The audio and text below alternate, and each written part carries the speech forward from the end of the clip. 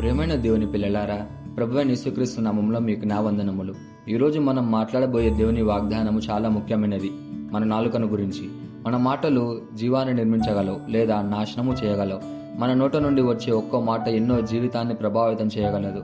ఈరోజు దేవుని వాక్యంలో మన నాలుకకున్న శక్తిని మరియు దాన్ని ఎలా ఉపయోగించుకోవాలో మనకు తెలుపుతుంది. ఈరోజు దేవుని వాగ్దానము యాకోబు పత్రిక 3వ అధ్యాయము 6వ వచనం.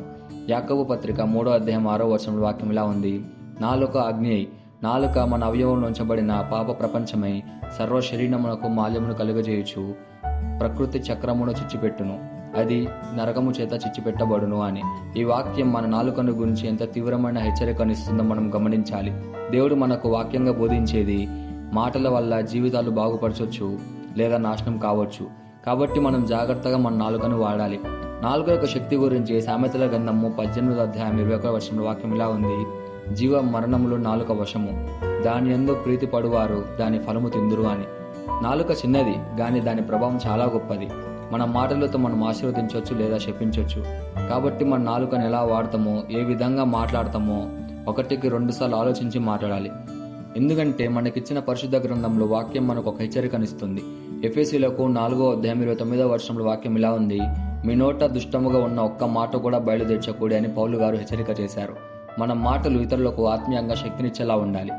మనం మన నోటిని ఎలా అదుపు చేసుకోవాలంటే, ముందుగా మన మనసును శుభ్రంగా ఉంచుకోవాలి. మన నోటి మాటలు మన హృదయం నుండి వస్తాయని లూకాసు వార్త 6వ అధ్యాయం 45వ వచనం మనకు స్పష్టంగా చెప్తుంది.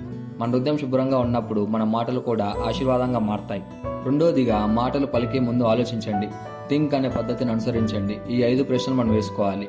మొదటిగా, నిజమా, ఉపయోగకరమా, ప్రేరణ కలిగించేదనా, అవసరమా, దయతో ఉందా అని ఈ 5 ప్రశ్నలు మనం వేసుకోవాలి. మూడోదిగా, దేవుని వాక్యాన్ని ధ్యానించాలి. దేవుని వాక్యం మన నోట మాటలను పరిశుద్ధంగా చేయగలదు. ఈ వాగ్దానాన్ని మన హృదయంలో ఉంచుకొని మన నోటిని అదుపును పెట్టుకునే శక్తి దేవుడు మనకు దయచేయులాగున మనం ప్రార్థన చేద్దాం. మమ్మల్ని మిక్కిలిగా ప్రేమించిన ప్రియా పరలోకపు తండ్రి, నీకే కృతజ్ఞతాస్తుతులు వందనాలు చెల్లించుకుంటున్నాం ప్రభువా. ఈరోజు నీ వాక్యానికి ధన్యవాదాలు. మా నాలుక చిన్నదైనా దాని శక్తి అపారమైనదని నీ వాక్యం ద్వారా మాకు చెప్పినందుకు కృతజ్ఞతలు. మా మాటలు ఆశీర్వాదంగా మారినట్లు మమ్మల్ని మార్చము ప్రభువా. అబద్ధాలు, నిందా ప్రచారాలు, తప్పుడు మాటలు మా నుండి దూరము చేయము. ప్రతి మాట పలికే ముందు నీ సలహా కోరి హృదయాన్ని మాకు దయచేయము. నీ పరిశుద్ధాత్మచే నియంత్రణ మాకు ప్రసాదించుము. మాట నోటి నుండి వెల్లడయ్యే ప్రతి మాట నీ మహిమకు తోడ్పడేలా ఉంచుము. ఇతరులకు శక్తివంతంగా చేయగల మాటలను మా జీవితంలో నింపమని ప్రార్థిస్తూ యేసుక్రీస్తు నామములో అడుగుచున్నాము తండ్రి, ఆమేన్.